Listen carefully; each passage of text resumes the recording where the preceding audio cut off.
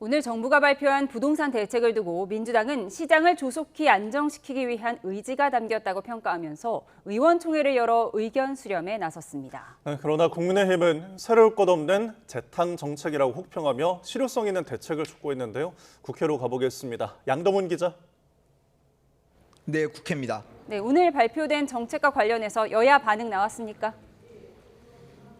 네, 더불어민주당은 이번 대책을 두고 부동산 시장을 조속히 안정시키기 위한 정부의 강력한 의지가 담겼다고 호평했습니다. 박지혜 대변인은 오늘 서면 브리핑에서 국민이 체감할 수 있는 주거 안정을 이루기 위해 정부의 대책 발표에 이은 당의 유기적인 입법, 제도적 뒷받침이 필수적이라고 강조했습니다. 민주당은 오후 2시쯤부터 의원총회를 열고 정부가 오늘 발표한 대책과 앞서 나온 세제 개편안 등에 대한 의원들의 의견을 모으고 있는데요. 한병도 대표 직무대행은 주택 공급을 위해서는 국회에서 관련 법안을 신속하게 처리하는 게 중요하다며 국민의힘의 협조도 거듭 당부했습니다. 민생과 주택 공급을 강조하면서 정작 이를 뒷받침할 법안 처리를 1년 가까이 미루는 이유가 도대체 무엇이란 말입니까? 반면 국민의힘은 이번 정부 대책을 두고 청년은 또 봉이냐라며 평가절하했습니다. 최보윤 수석 대변인은 국회에서 기자들과 만나 결국 또 빚내서 집사라는 낡은 유혹에 불과하다며 실효성 있는 공급과 시장이 믿을 수 있는 원칙을 내놓으라고 강조했습니다. 이런 가운데 장동혁 대표는 공공분양주택 뉴홈이 본청약을 앞두고 대출 조건이 바뀌었다는 논란이 불거진 수도권 3기 신도시를 찾아 정부가 사실상 분양 사기를 벌인 거라고 목소리를 높였습니다.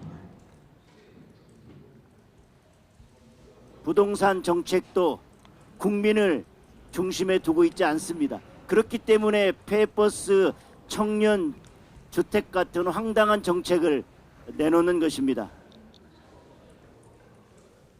한편 오늘 국회에서는 국민의힘 이진숙 의원이 공동 주최한 포럼 때문에 논란이 일고 있죠.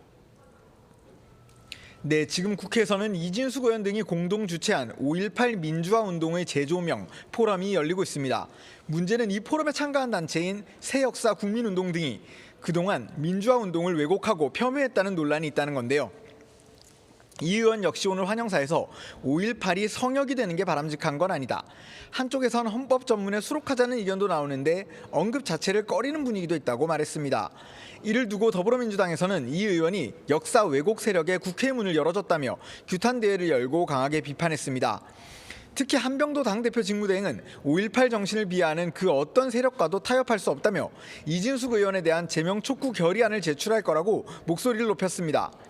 국민의힘 원내 관계자는 원내에서 우려하는 의견이 있었지만 학술 토론회라 강행하겠다는 이 의원을 막을 수 없었다고 설명했는데 실제로 포럼에 참석한 다른 현역 의원은 없었습니다. 포럼이 열린 국회 도서관에서는 범여권 의원 일부가 손팻말을 든 채 시위를 벌였고 포럼 개최에 반대하는 시민이 행사장에 난입하면서 언쟁이 벌어져 잠시 진행이 멈추기도 했습니다. 지금까지 국회에서 YTN 양동훈입니다.